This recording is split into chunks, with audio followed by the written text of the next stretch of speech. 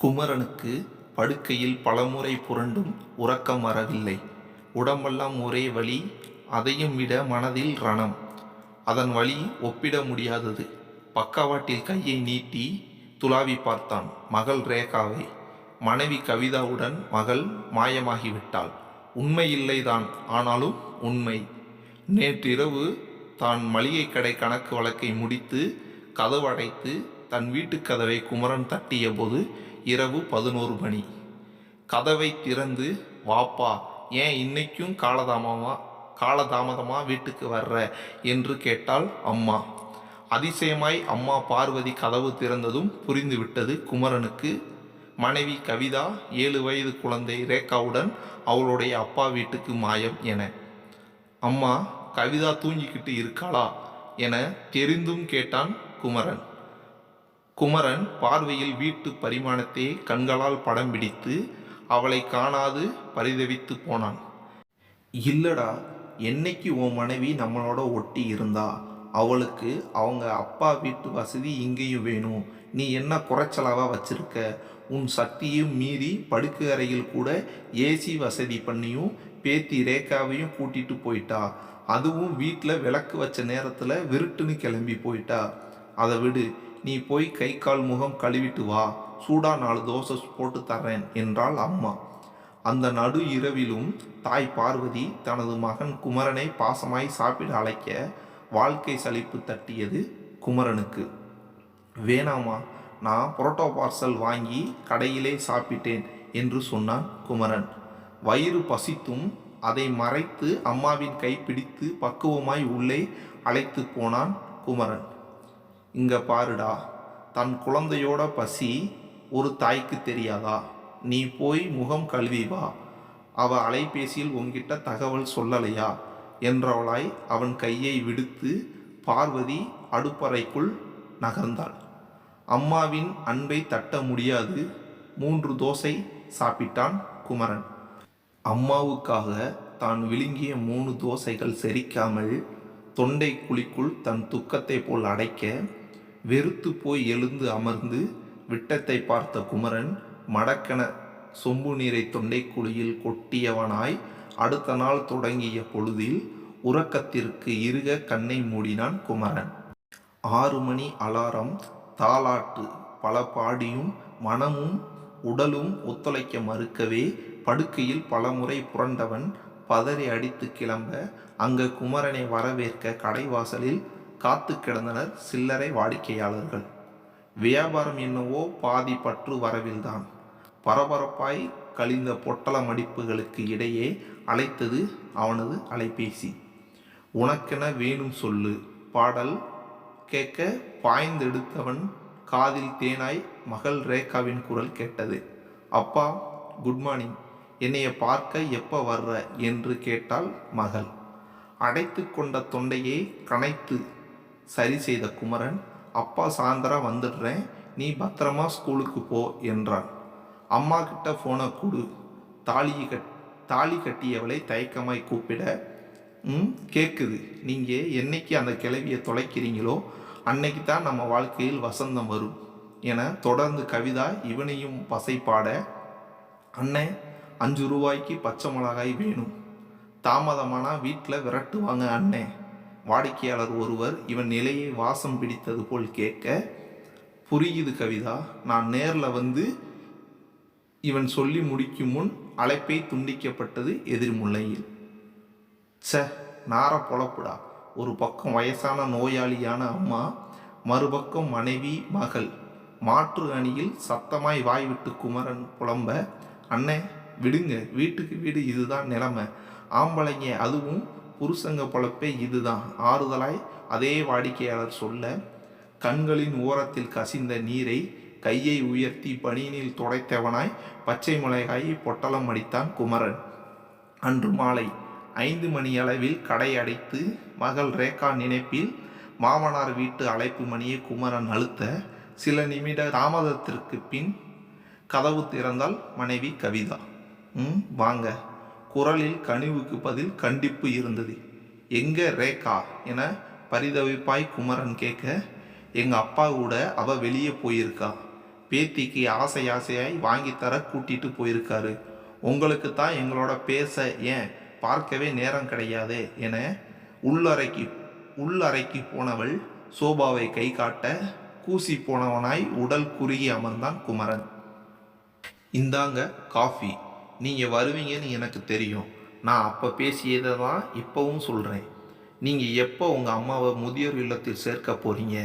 முகத்தில் அரை வாங்கிய உணர்வில் குடித்த காஃபி டம்ளரை பாதியிலே படக்கென டேபிள் வைத்த குமரன், நீ இப்படி பேசுறது சரியா?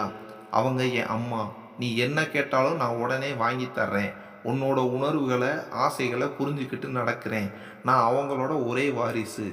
சின்ன வயசுலேயே எங்கள் அப்பா காலமாகி அவங்க தான் என்று பேசிய குமரனை தனது வலது கையை தூக்கி பேச்சை நிறுத்தச் சொன்னாள் கவிதா.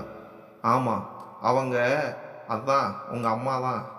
உங்களை ஆளாக்க வடை சுட்டாங்க, பல வீட்டில் பாத்திரம் தேய்ச்சாங்க. ஒரே புலம்பலாக ஆரம்பித்து புராணம் பாடாதீங்க, புதுசாக ஏதாவது சொல்லுங்க என்று வாயை சுழிச்சு கவிதா பேச, அப்போ நான் சொல்கிறது பொய்யா?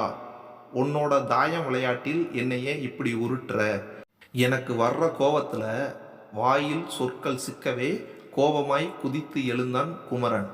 கால் நிமிடம் உள்ளுக்குள் பதபதைத்து போனாள் கவிதா. என்ன வீரமா? எல்லாம் என்கிட்ட தான். அப்படியே அமைதியாக உட்காந்து ஆலோசனை பண்ணுங்க. அதுவும் உங்கள் உயிர் நண்பன் விஜய் இருக்காரே, அவர்கிட்டையும் இதை கேளுங்க. அதுக்கப்புறம் நான் சொன்ன முடிவோடு எங்கள் வீட்டுக்கு வாங்க என சொல்லியவாறே அவள் எழ, ரேகாவை நான் பார்க்கணும். உடைந்த குரலில் மீண்டும் குமரன் கேட்க, இன்னுமா புரியலை உங்கள் புத்திக்கு? நீங்கள் வருவீங்கன்னு தெரிஞ்சுதானே நான் அவளை வெளியில் அனுப்பிட்டேன். குதர்க்கமாய் பேசி வாய்க்கோணி சிரித்தாள் கவிதா. ஒன்ன ஐயோ, நான் என்ன பண்ணுவேன்? தலையில் அடித்தவனாய் வாசலை நோக்கி நடந்தான் குமரன்.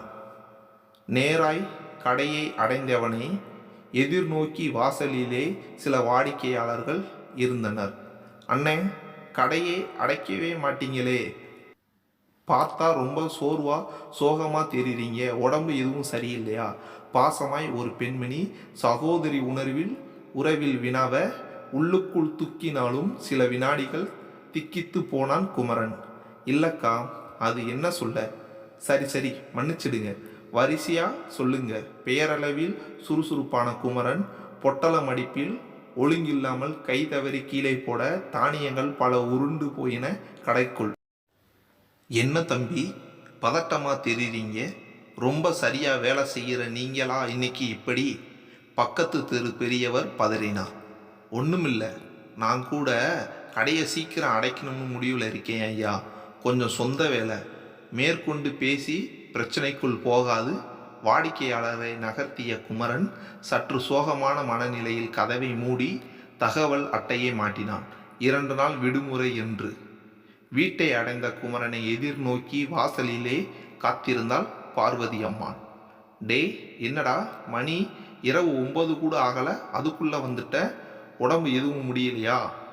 பார்வதி தள்ளாடி நுழைந்த குமரனை பிடித்து நெற்றி முகம் என மாற்றி மாற்றி தொட்டு பார்த்தாள். அம்மா என வெடித்து அழுதான் குமரன். என்னப்பா? பார்வதியும் கலங்கி போனாள். அப்படியே மகனை வாரி கட்டி அணைத்தவள், சொல்லுப்பா, மனசில் எதையும் பாரமாக வச்சுக்காதப்பா. அம்மா மேலே வருத்தமா? எனக்கு கூட வீடு ரொம்ப அமைதியாக ஏதோ சூனிய பூமி மாதிரி தெரியுது. அதுவும் என் பேத்தி ரேகா இல்லாமல் அவள் கால் கொலுசு சத்தம் கேட்காம மனசு தவிக்குதுடா. அம்மாவின் அரற்றலில் மேலும் உடைந்தான் குமரன். அம்மா, நான் பாவிமா. நம்ம குடும்பத்தில் ஏன் இப்படி சண்டை வந்துக்கிட்டே இருக்கு? உனக்கோ மகள் கிடையாது, நான் மட்டும்தான். கவிதாவையே உன் மகளாக நினச்சிக்க கூடாதா? எனக்கு நிம்மதியே இல்லை, வீட்டுக்கு வரவே பிடிக்கலமா, அப்படியே எங்கேயாவது என்று அவன் சொல்ல வரும்போது வேகமாய் குமரனின் வாயை பொத்திய பார்வதி, இதுக்கு மேலே நீ பேசின நானும் உங்கள் அப்பா போன இடத்துக்கு போயிடுவேன். பார்வதி கையை உயர்த்தி மேலே காட்ட, அம்மா என்று மீண்டும் உடைந்து அம்மாவை கட்டி கொண்டு அழுதான் குமரன். அடுத்த நாளும் அதே மனநிலை குமரனுக்கு. கவிதா குறிப்பிட்ட தன் உயிர் நண்பன் விஜயை அலைபேசியில் அழைத்து பேசி மாலையில் சந்தித்தான் குமரன். டேய் குமரா, என்ன எப்படி இருக்க? எதையோ இழக்கக்கூடாத இழந்தவன் மாதிரி இருக்க. ஆதரவாய் தோளை அணைத்து விஜய் பிடிக்க அப்படியே சரிந்தான் நண்பன் மீது குமரன். என்னால் தாங்க முடியலை, நீதான் இதுக்கு தீர்வு சொல்லணும். படபடவென 10 நிமிடத்தில் அனைத்தையும் அவனிடம் கொட்டினான் குமரன். சற்று சோகமாயும் ஆறுதலாயும் சிரித்த விஜய், முதல்ல நீ சகஜமான மனநிலைக்கு வா. இந்த மாமியார் மருமகள் பிரச்சனை உன்னோடது மட்டுமல்ல, என்னோடதும் கூட. சொல்லப்போன உலகம் முழுவதும் உள்ள பிரச்சனை தீர்வை தேடி தீவாய் போனாலும் தீராது. டேய், என்ன பேச்சுடா இது? ஒரு ஆலோசனை கேட்டா அடிக்கிறியடா உன் வசனத்தை என்று குமரன் சொல்ல, ஒரு கசப்பான உண்மை சொல்றேன், ஆனா மறுக்க முடியாத உண்மை. நீ இதை எப்படி எடுத்துப்பியோ எனக்கு தெரியல, ஆனா கேளு. சற்று இடைவெளி விட்டு தொடர்ந்தான் நண்பன் விஜய். அம்மா, ஒரு ஆணின் ஆயுளில் முதல் 25 ஆண்டுகள், அதற்கு அடுத்து 50 ஆண்டுகள் ஒரு ஆண் தன் மனைவியுடன் சேர்ந்து வாழணும். அது கூடவோ குறையவோ ஆகலாம். அது அவங்களோட பாக்கியம். சொல்லியவனாய் சிரித்தான் விஜய். எப்படிடா உன்னால் சிரிக்க முடியுது? உனக்கும் இந்த பிரச்சனை உண்டா? ஆழமாய் நண்பனை பார்த்தான் குமரன். ஏற்கனவே நான் சொன்ன பதில். இது உலகளவிய உளவியல் பிரச்சனை. இது கவனி. அம்மா பாசம் எப்போதும் குறையவே குறையாது. ஆனால் பையனின் திருமணத்திற்கு பின்னாடி அதில் மாற்றம் வரும். எப்போதுமே அம்மா மகனுக்கு இடையே கண்ணுக்கு தெரியாத மெல்லிய தடுப்பு சுவர் உண்டு. ஆனால் சற்று நிறுத்தினான் விஜய். ஆனால் அதையே திரும்பச் சொன்னான் குமரன். பொறுமையா கேளுடா. கணவனுக்கும் மனைவிக்கும் இடையே எவ்வித ஒளிவு மறைவும் இல்லை, கூடாது. காரணம், பரஸ்பர அர்ப்பணிப்பு தான் நல்ல அன்பின் அஸ்திவாரம். அதனால் நீ உன் அம்மாவை வாழ்க்கைங்கிற பயணத்தில் பின் இருக்கையில் அமர்த்தி முன் இருக்கையை மனைவிக்கு கொடு என்றான். இது எப்படி? உன்னோட இந்த கருத்துக்கு என்ன காரணம்? சமாதானம் அடையாமல் குமரன் கோபப்பட்டான். இது என் கருத்தல்ல, என்னோட குடும்பத்திலையும் வந்தது இதே நிலை. அப்பொழுது நான் சந்தித்த மனநல ஆலோசகர் கொடுத்த அறிவுரை, வழிகாட்டல் இது. நீ சொல்கிறபடி பார்த்தா என் மனைவி எங்கள் அம்மாவை வீட்டை விட்டு வெளியே விரட்ட சொல்கிறா. அதை அப்படியே நான் கேட்கணுமா என்று ஆவேசப்பட்டான் குமரன். மீண்டும் சொல்கிறேன், இது உன்னோட சமாளிப்பு திறனை பொறுத்தது, அல்லது அவங்க 2 பேருடைய மனநிலை மற்றும் புரிதல் சார்ந்த விஷயம். ஆனால் உனக்கு மன அமைதியான சந்தோஷமான வாழ்க்கை வேணும். இப்போ நீ தான் உன் நிலையை தீர்மானிக்கணும் என்றான் நண்பன். விஜய் தன் கருத்தை குமரனிடம் ஆழமாய் பதிவு பண்ணிவிட்டு காத்திருக்க, சரிடா, உன் உதவி எனக்கு தேவைப்படுது. நான் 2 நாளைக்கு கடைக்கு விடுமுறை விட்டுட்டேன். கவிதாவுக்கும் எங்கள் அம்மாவுக்கும் பிரச்சனை பல வருஷமாக இருக்கு. எனக்கு ஒரு நல்ல முதியோர் இல்லம் காண்பி, அதுவும் நம்ம பகுதியிலோ அல்லது வெகு அருகிலேயோ என்று சொன்னான் குமரன். விஜயுடன் களத்தில் இறங்கி அந்த இல்லம் தேடி விவரங்களை சேகரித்தான். இடையிடையே மனம் பதட்டப்பட்டு பரிதவிக்கும் போது எல்லாம் விஜய் சமாதானம் சொல்ல சற்று நிதானப்படுவான் குமரன். அடுத்து அம்மாவுக்கான தேவைகள் பற்றி எண்ணம் வர அனைத்தையும் அம்மாவுக்காக புதியதாய் வாங்க தீர்மானித்தான் குமரன். முதலில் அம்மாவுக்கு பிடித்த நீல நிற ட்ரங்க் பெட்டி, உடுத்த பச்சை நிறை புடவை மற்றும் மற்ற உடுப்புகள், இப்படி கண்ணை மறைத்த கண்ணீருக்கிடையே நேரங்காலம் பார்க்காது தேடி தேடி பொருட்களை வாங்கினான் குமரன். ஒரு வழியாய் அம்மாவின் தேவைகளை யோசித்து யோசித்து சேகரித்த குமரன் அம்மாவை தான் பிரிய வேண்டிய நிலையில் சுமக்க முடியாத சுமையாய் அவளுடைய பாசம் கண்ணீராய் கண்ணை மறைத்தது. புது பெட்டியுடன் வண்டியில் இருந்து இறங்கியவன் தன் வீட்டு வாசலை அடைந்து உள்ளே நுழைந்தான். என்னடா, எங்கே போன? கடை திறக்கலையா என்றவளாய் வந்த பார்வதி மகனின் கையில் இருந்த பெட்டியை பார்த்து விக்கித்து போனான். அம்மா, என்னையே மன்னிச்சிடு.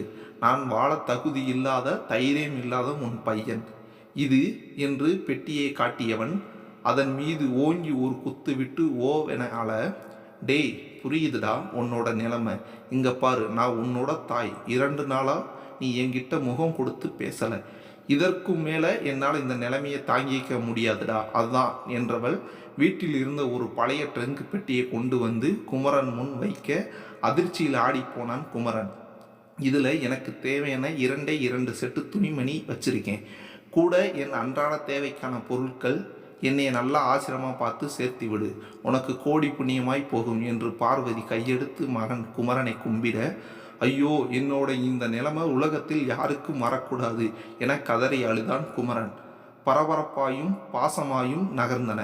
பல நிமிடங்கள். அம்மாவின் ஒரு கையை பற்றி கொண்டு மறு கையில் அவள் பெட்டியை சுமந்து கொண்டு நடந்த குமரனின் மனதில் பள்ளிக்கூடத்திற்கு அம்மா தன்னை இப்படி அழைத்து சென்ற காட்சிகள்.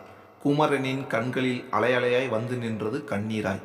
வாசல் கதவு அடைக்க தயாரானவன் ஆட்டோ ஒன்று வாசலில் நிற்கும் சத்தம் கேட்டு பார்வையை திருப்பினான். பார்வதி அம்மாவும் மெல்ல தன் பார்வையை திருப்ப, மருமகள் கவிதாய் கண் கலங்கியவளாய் மகள் ரேகாவை கைப்பிடித்தபடி வாசலில் வந்து இறங்கினாள்.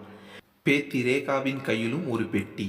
வேகமாய் ஓடி வந்த கவிதா தன் கணவன் குமரன் மற்றும் மாமியார் பார்வதி காலில் விழ, அங்கே அதிர்ச்சியும் ஆச்சரியமும் ஒரு சேர கைகோர்த்தன. கவிதா, என்ன நடக்குது? குமரன் குழப்பத்தின் உச்சியில். முதல்ல நீங்கள் 2 பேரும் என்ன மன்னிச்சு நம்ம வீட்டுக்குள்ளே வாங்க என்றவளாய் தன் மாமியார் மற்றும் கணவன் குமரன் கூடவே குழந்தை ரேகா சகிதம் நுழைந்தவள் உணர்ச்சி பொங்க பேசத் தொடங்கினாள். நீங்கள் எங்கள் வீட்டுக்கு வந்து போனதும் எல்லா விவரத்தையும் எங்கள் அப்பா கிட்ட சொன்னேன். அவர் என்னை கண்டிச்சிட்டு, பெத்த தாயை கடைசி வர கண்கலங்காமல் காப்பாற்றுற மருமகன்தான் நமக்கு அழிவில்லா சொத்து, என் காசு பணம் எல்லாம் அதுக்கு முன்னாடி குப்பைன்னு அறிவுரை சொன்னார். கவிதா பேச பேச பார்வதிக்கும் குமரனுக்கும் பெரிய ஆச்சரியம். அப்படியும் நான் அத்தைய பெட்டியோட ஆசிரமத்திற்கு அனுப்ப உங்ககிட்ட சொன்னதை அப்பா கிட்ட சொன்னேன்.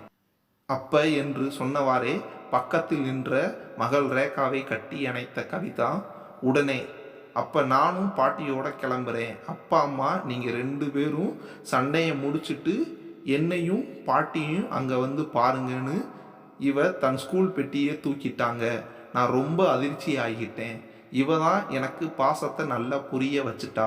இப்போ தான் பாசத்தோட வலிமை எனக்கு புரிஞ்சது. இனிமே நாம் ஒன்றா இருப்போம். மனைவி கவிதா பேச பேச புரிந்தும் புரியாத நிலையில் பேந்த முழித்த குமரன் மகள் ரேகா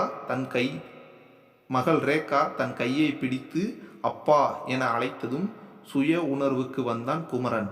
அம்மா பார்வதியும் மருமகள் கவிதாவை கட்டி அணைக்க உடன் மொத்தமாய் அம்மா, மனைவி, மகள் ரேகாவை பாசமாய் வளைத்து பிடித்தான் குமரன். என் தங்கமே என கொஞ்சிய பாட்டியை ஐய விடு பாட்டி என வெக்கப்பட்டு குசியாய் சிரித்தாள் குழந்தை ரேகா.